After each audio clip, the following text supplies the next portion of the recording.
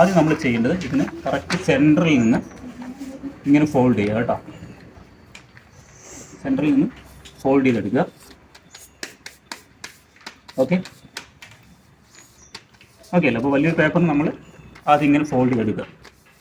എന്നിട്ട് അതിന് വീണ്ടും പഴയ രൂപത്തിലേക്ക് കൊണ്ടുവരിക. മനസ്സിലായിട്ടുണ്ടാവുമെന്ന് വിചാരിക്കുന്നു. അതിനുശേഷം ഈ ഭാഗം ഉണ്ടല്ലോ, ഇവിടുന്ന് ഏകദേശം ഒരു സ്കെയിലിൻ്റെ വീതിയിൽ നമ്മൾ ബാക്കിലേക്ക് കേട്ടോ, ബാക്കിലേക്ക് ഒന്ന് ഫോൾഡ് ചെയ്യുക. ഓക്കെ, സ്ട്രൈറ്റ് ആയിരിക്കണം, വളഞ്ഞു പോകരുത്. നൂർത്തിയൊക്കെ മനസ്സിലായിട്ടുണ്ടോ? ഇത് നമ്മൾ ബാക്കിലേക്കാണ് ഫോൾഡ് ചെയ്തിരിക്കുന്നത്, ഫ്രണ്ടിലേക്കല്ല. സോ അതിനുശേഷം വീണ്ടും നമ്മൾ ചെയ്യുന്നത് ഫോർവേഡാണ് കേട്ടോ. ഇനി ഫ്രണ്ടിലേക്കാണ് ഫോൾഡ് ചെയ്യേണ്ടത്. അതേ സൈസിൽ 1 2 3. ഇനി ഫോൾഡ് ചെയ്യുമ്പോൾ നമ്മൾ നേരത്തെ ഫോൾഡ് ചെയ്തതിന് സെൻറ്ററിലെത്തും. 4 കേട്ടോ. പക്ഷെ സ്റ്റോപ്പ് ചെയ്യരുത്. അഗൈൻ 5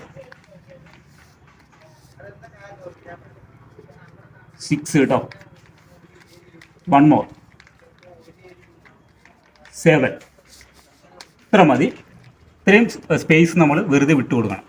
ഇനി ചെയ്യേണ്ടതെന്ന് വെച്ചാൽ ഇതിന് നേരെ തിരിക്കുക. ഓക്കെ, എന്നിട്ട് നമ്മൾ ഇതിൻ്റെ സെൻറ്ററിൽ നിന്ന് വീണ്ടും ഫോൾഡ് ചെയ്യുക സ്ട്രൈറ്റ് ആയിട്ട്.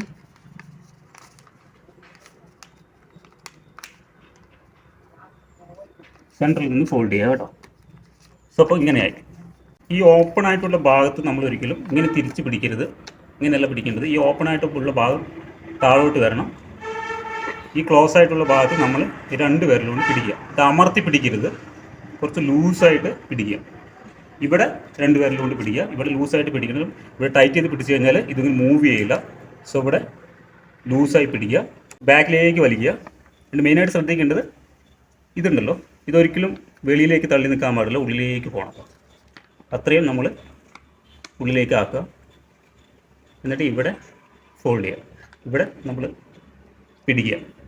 അപ്പോൾ ഇങ്ങനെ ഈ രൂപത്തിൽ വരും കണ്ടോ, 2 ഹോള് പോലെ ഇവിടെ ഇങ്ങനെ. നമ്മൾ ഏകദേശം റോക്കറ്റൊക്കെ നമ്മൾ ഉണ്ടാക്കില്ലേ, അപ്പോൾ റോക്കറ്റ് പോലത്തെ ആ ഒരു രൂപത്തിൽ വരും. അപ്പോൾ ഇനിയാണ് ഇത് നമ്മൾ പടക്കമായിട്ട് പൊട്ടിക്കുന്നത് എങ്ങനെയാണെന്ന് കാണിക്കുന്നത്. അപ്പോൾ നമ്മളിതിങ്ങനെ വീശി കഴിഞ്ഞാൽ ഇത് പൊട്ടും.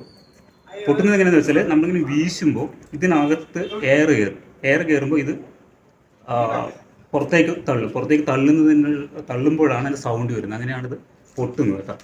പൊട്ടുമോ നോക്കാം കേട്ടോ ആദ്യം. റെഡി, 1 2 3.